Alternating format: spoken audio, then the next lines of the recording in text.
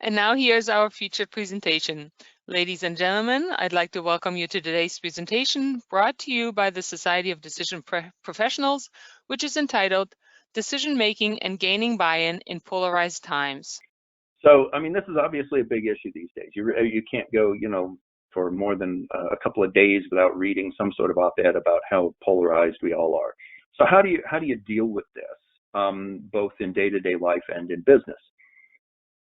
So I'm going to talk about a couple of things, right? One, what has caused the increased polarization, and then how do you deal with it both in ourselves and when facilitating or coaching others, and for that matter, in just dealing with others. So confirmation bias. My guess is that most of the people listening in on this webinar are already familiar with this concept, but in case you're not, basically it's this. People tend to naturally seek out and preferentially believe evidence that supports what they already believe, right? And I'm quoting Max Bazerman and Dolly Hsu here, but there have been lots of different researchers who have confirmed that this is simply ingrained in our brains, okay? Human beings naturally want to believe stuff that reaffirms what we already believe.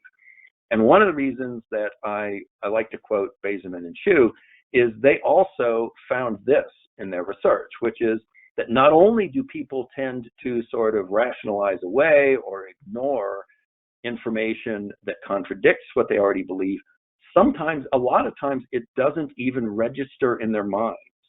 They do not remember seeing it.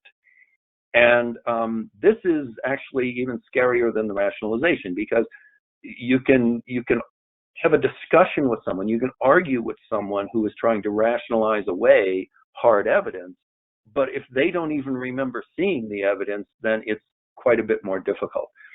And if you doubt that this is the case, what I always recommend is get someone from the political right and the political left and show them the same political speech, and then afterwards, individually, ask them what was said. Don't ask them how they feel about it, whether they agree with it, just the facts, what was said. You will get two very different stories. They will literally hear different things. So that's a problem, to put it mildly.